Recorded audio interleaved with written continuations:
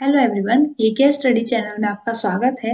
आज हम अपना जो टॉपिक कवर करने जा रहे हैं वो है एटॉमिक पावर स्टेशंस। उससे पहले मैं आपको बताना चाहती हूँ कि हमने ज्योग्राफी के कुछ लेक्चर्स कवर किए हैं, हिस्ट्री के भी कुछ लेक्चर्स कवर किए हैं जिसमें कि वो इम्पोर्टेंट पॉइंट्स और वो इम्पोर्टेंट टॉपिक समझाए गए हैं जो कि एसएससी, एनटीपीसी, यूपीएससी, पीसीएस और बाकी डिफेंस एग्जाम्स के पॉइंट ऑफ व्यू से भी काफी इंपॉर्टेंट है।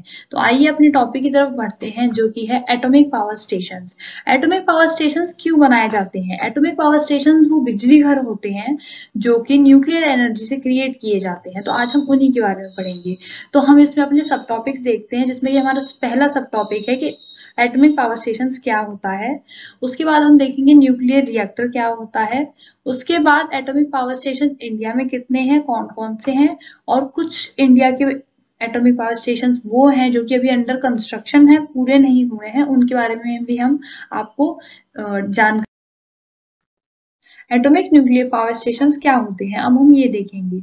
एटॉमिक न्यूक्लियर पावर स्टेशन बिल्कुल थर्मल पावर स्टेशन की तरह काम करते हैं, बस इनमें न्यूक्लियर रिएक्टर का इस्तेमाल किया जाता है। थर्मल पावर स्टेशन कैसे काम करते हैं? उसमें हीट के लिए कोल का लिक्विड नेचुरल गैस का इस्तेमाल किया जाता है और ऑयल को बर्न किया जाता है ताकि हीट प्रोड्यूस कर सके और एनर्जी रिलीज हो। इसके बाद हम देखेंगे कि न्यूक्लियर पावर स्टेशन में जो एनर्जी रिलीज होती है वो किस वजह से होती है। तो उसमें जो एनर्जी रिलीज होती है वो न्यूक्लियर फिजन की वजह से होती है जो कि रिएक्टर के कोर में होता है। तो अब हम आपको बताएंगे कि दो टाइप के प्रोसेस होते हैं, एक होता है न्यूक्लियर फिजन, एक होता है फ्यूजन। तो जैसे कि इसमें आपको दिख रहा होगा, जब एक बड़े एटम में से छोटे छोटे एटम निकलते हैं तो उसे फिजन कहा जाता है, और वही जब छोटे छोटे एटम मिलकर एक बड़ा एटम बनाते हैं तो इसे फ्यूजन कहते हैं। ये फोटोज जो है वो है न्यूक्लियर रिएक्टर के कोर की, जहाँ पे न्यूक्लियर रिएक्टर में जहाँ पे कि ये फिजन का प्रोसेस किया जाता है। ये जो पार्ट दिख रहा है बीच वाला, इसके अंदर न्यूक्लियर फिजन का प्रोसेस किया जाता है और इसमें कुछ कंट्रोल रॉड्स और वो सब लगाई जाती हैं जिससे कि उसे कंट्रोल किया जा सके।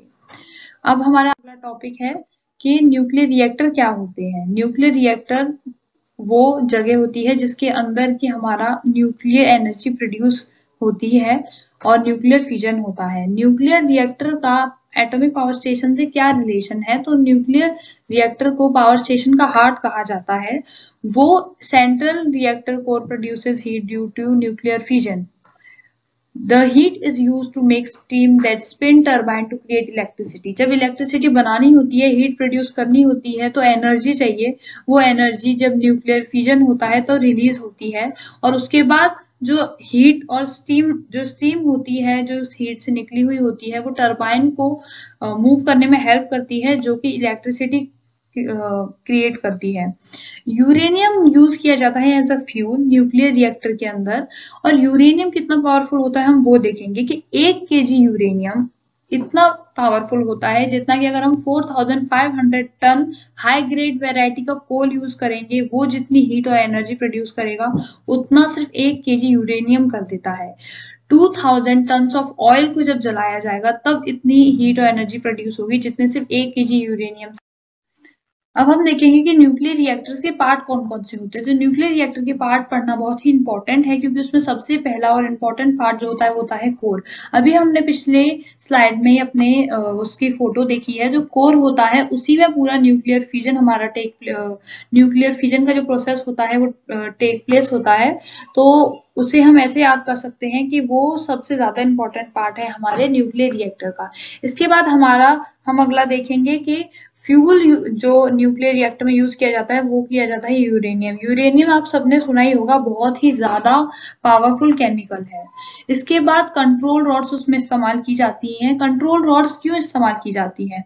क्योंकि ये बहुत ही पावरफुल रिएक्शन होता है यूरेनियम का न्यूक्लियर रिएक्टर में, तो इस वजह से उनको कंट्रोल किया जा सके। मतलब ये कंट्रोल रॉड्स अगर बोरॉन और कैडमियम की लगाई जाए तो ये ब्लास्ट नहीं होगा, लेकिन अगर यही रॉड्स अगर वो लगाना भूल जाए तो बहुत बड़ा ब्लास्ट हो सकता है। जैसे कि आपने सुना ही होगा, शर्नोबिल में 1986 में ब्लास्ट हुआ था, न्यूक्लियर ब्लास्ट, और ये उन्हीं वजह से होता है। जब हम इलेक्ट्रिसिटी बनाते हो तो उसमें कंट्रोल रॉड्स बोरॉन की और कैडमियम की लगाना भूल जाए तब। अब हम देखेंगे कि मॉडरेटर इसका एक इम्पॉर्टेंट पार्ट होता है जो कि ग्रेफाइट और D2O से बनता है। कंट्रोल और उसे कंट्रोल करने के लिए होती है। वही मॉडरेटर क्यों यूज किया जाता है?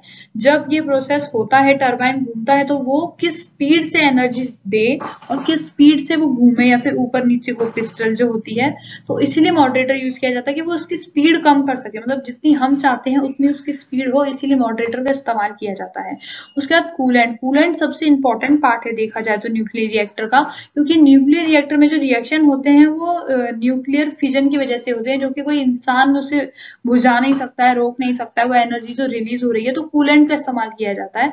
सबसे ज्यादा इसमें वाटर का इस्तेमाल किया जाता है। और सबसे पहले लोगों को कैसे पता चला कि न्यूक्लियर एनर्जी से भी इलेक्ट्रिसिटी जनरेट होती है? तो सबसे पहले यूएसए के एक्रो एक्सपेरिमेंटल स्टेशन में, जो कि EBR-1 नाम है उसका, 1951 में 20 दिसंबर को पता चला लोगों को कि न्यूक्लियर एनर्जी से भी इलेक्ट्रिसिटी जनरेट हो सकती है। उसके बाद जो सबसे पहला पावर प्लांट बनाया, न्यूक्लियर पावर प्लांट, वो यूएसएसआर में बनाया गया था।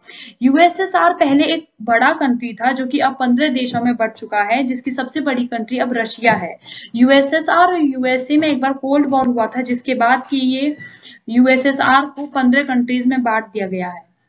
ये और यूएसएसआर मतलब हम रशिया समझेंगे, और उसी ने 27 जून 1954, जब वो रशिया अलग नहीं हुआ था, तभी पहली बार न्यूक्लियर पावर प्लांट को बनाया गया था ताकि इलेक्ट्रिसिटी जनरेट कर सके।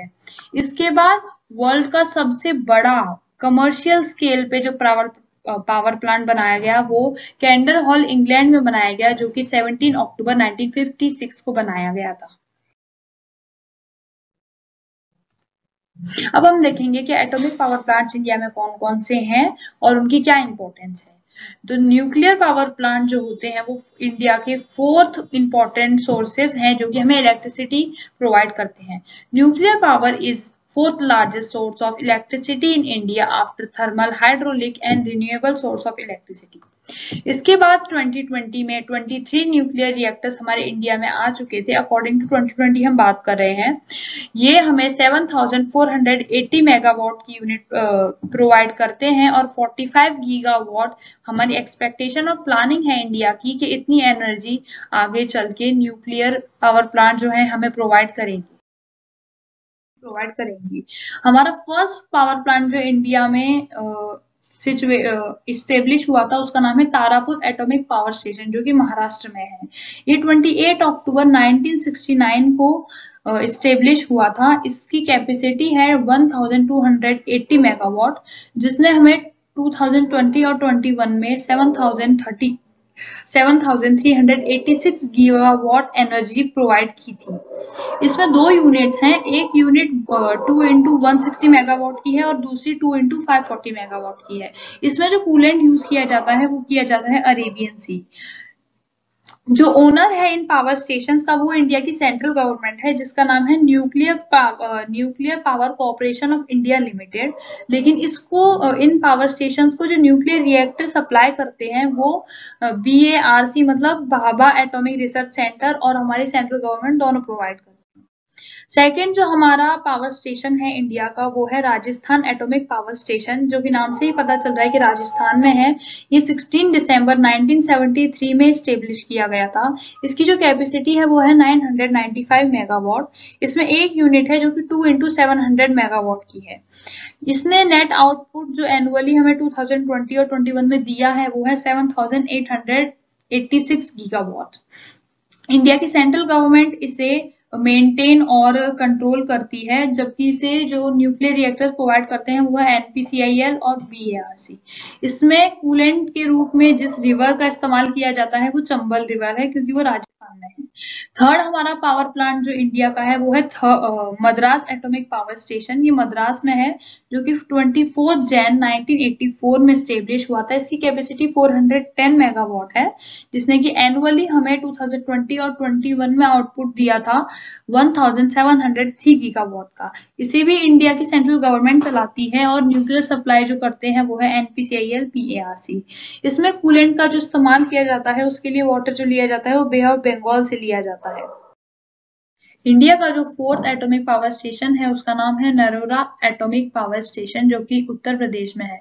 इसे 1 जनवरी 1991 में स्टेब्लिश किया गया था, जिसकी टोटल कैपेसिटी है 440 मेगावाट। इसमें एक यूनिट है जो कि 2 इंटू 220 मेगावाट की है। इसने 2020 और 2021 में 3284 गीगावाट आउटपुट दिया है एनर्जी का। इसमें कूलेंट के रूप में जिस नदी का प्रयोग किया जाता है वो है चंबल रिवर, और इसे भी इंडिया की सेंट्रल गवर्नमेंट कंट्रोल और मैनेज करती है। और वहीं जो न्यूक्लियर रिएक्टर सप्लाई करते हैं वो है nuclear power corporation of India limited और Bhabha atomic research centre. India का जो 5th एटॉमिक पावर स्टेशन है वो है ककरापर एटॉमिक पावर स्टेशन, जो कि गुजरात में स्थित है। इसे स्टेब्लिश किया गया था 6 मई 1993 में, जिसकी कैपेसिटी है 1034 मेगावाट। इसने एनुअल नेट आउटपुट 2020-21 में दिया था हमें 1354 गीगावाट। इसे भी इंडिया की सेंट्रल गवर्नमेंट ही मैनेज करती है। और न्यूक्लियर रिएक्टर जो सप्लाई करते हैं वो है nuclear power corporated of India limited, Bhabha atomic research centre. Tapi river as a coolant इसे इसमें इस्तेमाल किया। 6 जो हमारा एटॉमिक पावर प्लांट है उसका नाम है कायगा एटॉमिक पावर प्लांट, जो कि 16 नवंबर 2000 में स्टेब्लिश किया गया था। इसकी कैपेसिटी है 808 मेगावाट। इसने नेट आउटपुट 2020 और 21 में दिया था वो है 7094 गीगावाट। इसे भी इंडिया की सेंट्रल गवर्नमेंट मैनेज करती है। और कादरा डैम से इसके लिए पानी लिया जाता है, जो कि कूलेंट के रूप में इस्तेमाल किया जाता है। 7th जो हमारा एटॉमिक पावर प्लांट है उसका नाम है कुंदकुलम एटॉमिक पावर स्टेशन, जो कि 22 अक्टूबर 2013 को स्टेब्लिश हुआ था। इसकी कैपेसिटी 1064 मेगावाट है। ये जो हमें नेट आउटपुट 2020 और 21 में दिया है वो है 1960 गीगावाट। इसको भी इंडिया की सेंट्रल गवर्नमेंट मैनेज करती है। एनपीसीआईएल बीएआरसी इसको रिएक्टर्स सप्लाई करते हैं। लेकार्डिव सी जो है वो इसमें कूलेंट की तरह यूज किया गया है। इसके बाद हमारा पावर प्लांट। अब हम उन पावर प्लांट्स की बात करेंगे जो कि अंडर कंस्ट्रक्शन है, जो कि बन रहे हैं, पूरी तरीके से बने नहीं हैं। उनमें हमारा सबसे पहला पावर प्लांट जो आता है वो है माही बंसवाड़ा पावर प्लांट, जो कि राजस्थान में सिचुएटेड है। इसके बाद जो हमारा अगला पावर प्लांट है वो है गोरखपुर पावर स्टेशन, जो कि हरियाणा में है, जो कि अंडर कंस्ट्रक्शन है। इसके बाद जो हमारा तीसरा पावर प्लांट अंडर कंस्ट्रक्शन है वो है जैतापुर एटॉमिक पावर स्टेशन, जो कि महाराष्ट्र में है। तो आज के लेक्चर में बस इतना ही। हम दोबारा आपसे फिर मिलेंगे, और अगर आपको कोई और टॉपिक पे वीडियो चाहिए होगा तो कमेंट में जरूर बताइए। Thank you.